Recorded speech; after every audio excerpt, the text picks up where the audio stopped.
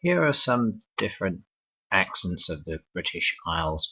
First of all, what you're looking at here is a map of what is known as the British Isles, and I'll explain some of the different parts. First of all, now you can see some of the main cities throughout the British Isles, and first of all, down there in the south, this country is England. Over to the west of England is Wales. To the north of England is the nation of Scotland, including the Western Isles. And just outside of the map you have the Hebrides. Next is Northern Ireland, which politically is a part of the United Kingdom of Great Britain and Northern Ireland.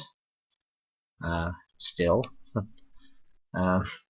Great Britain, whenever you hear the term Great Britain, that refers to England and Wales plus Scotland. And then, of course, there's a separate nation, the Republic of Ireland, whose capital is Dublin. Now, what I intend to do here is say the same phrase that you see at the bottom of the screen down here, which in the standard accent known as RP, or received pronunciation, would sound like this. Very few cars made it up the long hill. So that, of course, would sound different in standard American English, which would be very few cars made it up the long hill. And of course, you can hear the main difference there would be that the R in cars is not pronounced in the received pronunciation, whereas it is pronounced in the standard accents of the United States and Canada. Also, the accents of Australia and New Zealand and also South Africa, like most of the accents of England, they tend to be R-less or non-rhotic. So they would say this word as cars or cars, something like that, but they would not pronounce the R in those, whereas in rhotic accents, such as the most accents of North America, but not all, would pronounce the R in cars. Now I'm going to say this phrase, and I'm going to point to the different parts of the country in question in each case, and I'll start with London. So London is in the southeast of England. Oh, by the way, I forgot to mention that different parts of the nation are coloured slightly differently to represent a different accent area.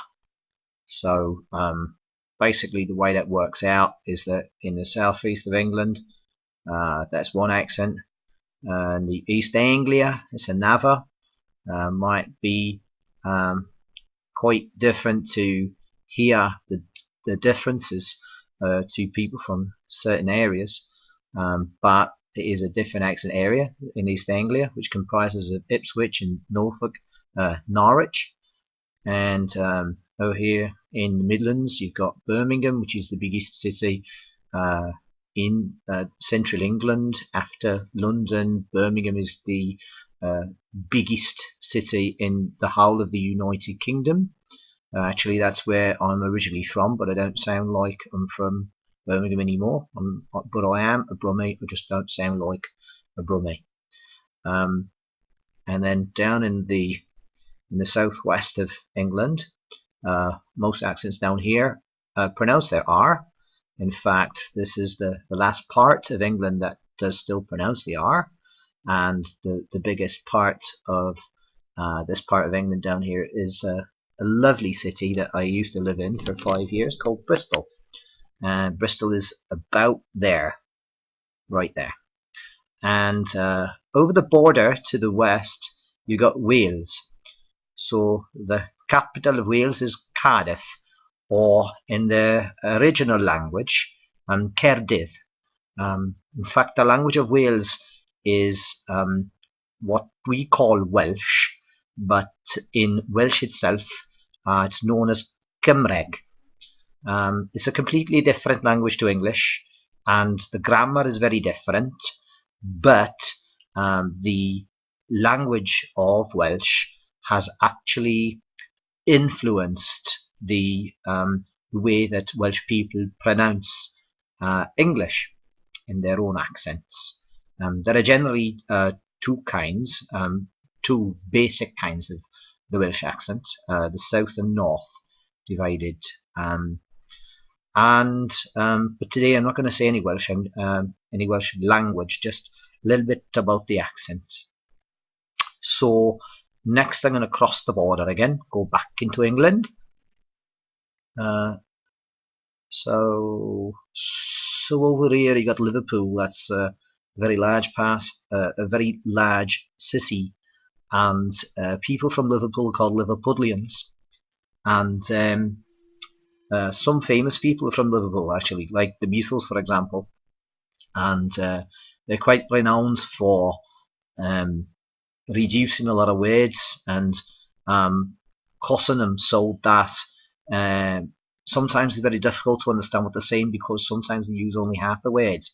And so, for example, instead of saying good afternoon, they might say, "Hey, good arvo. What are you doing this arvo?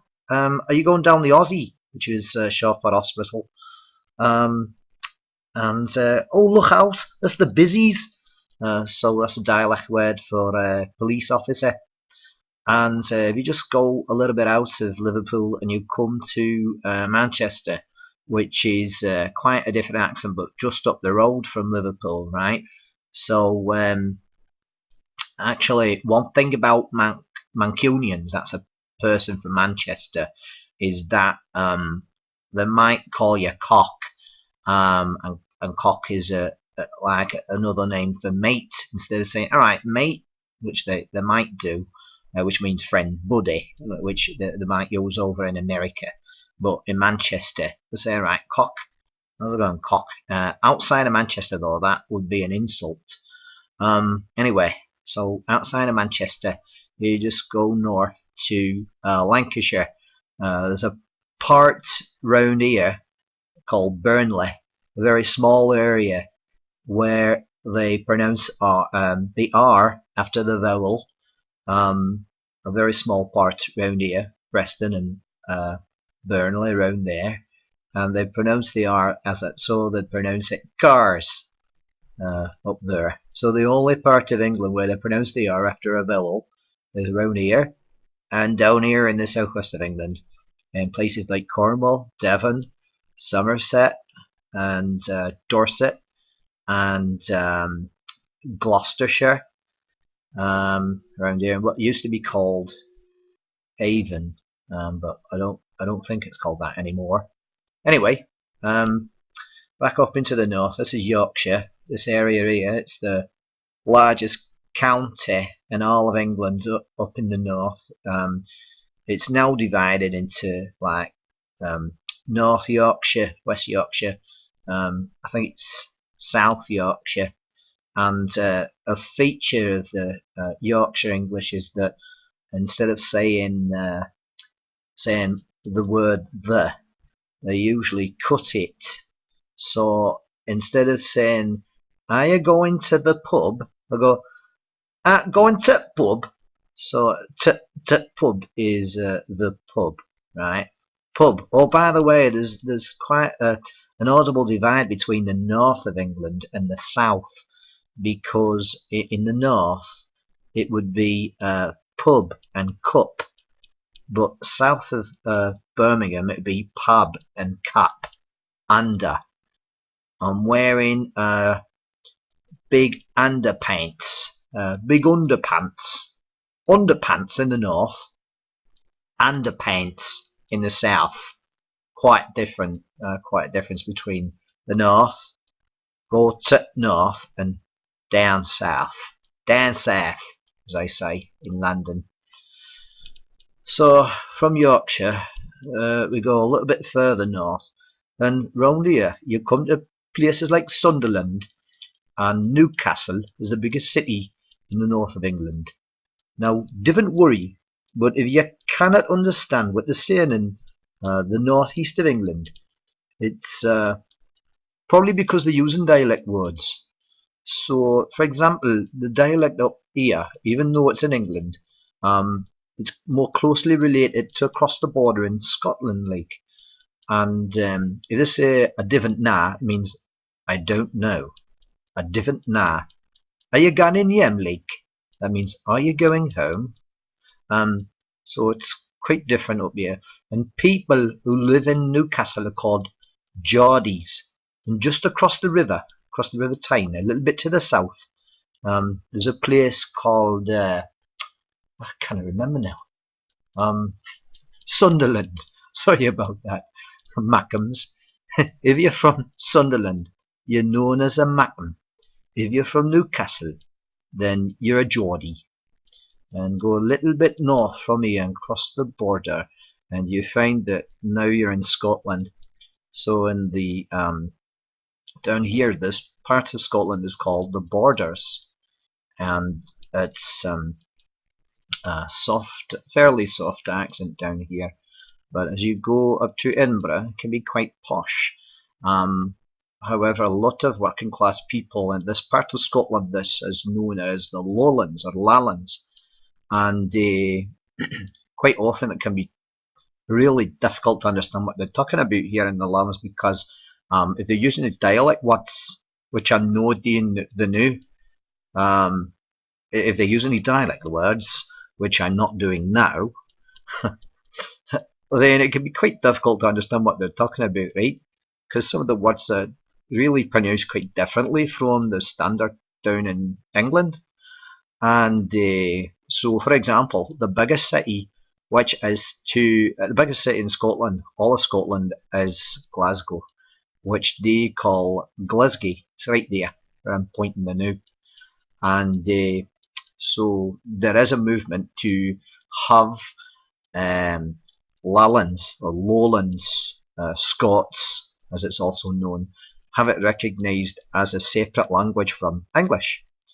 However, most linguists didn't recognise that as a separate language. And if you go higher into the Highlands of around Inverness, that is the largest city in all of the Highlands of Scotland. Now the accent in the north is rather more sing-songy, and there is a reason why it sounds quite different from the Lowlands, and that is because the people here have only been speaking English for around about 200 years or so, 300 at the most, because they're the original language that was spoken around here, and some people still do, and some of the islands at least, and some of the up in the Hebrides and the Orkneys. Sorry, the Orkneys up there. I said it was the Hebrides earlier, but it isn't. It's the Orkneys is up there, and this is the Hebrides here. This, I believe, is the Isle of Skye. There are still some people that actually speak the original language. This language is Gaelic, and it's distantly related to Welsh, very distantly, but it's a K-Celtic or Q-Celtic language, as opposed to a P-Celtic, which is Welsh. It's more closely related to the Irish Gaelic, which we'll talk about in a wee while. So if we go down here to Ulster, or Northern Ireland, as it's known, this is the province of Northern Ireland. Of course, as you may have heard of some of the troubles, known as the troubles, that have been going on for at least 300 or 400 years. And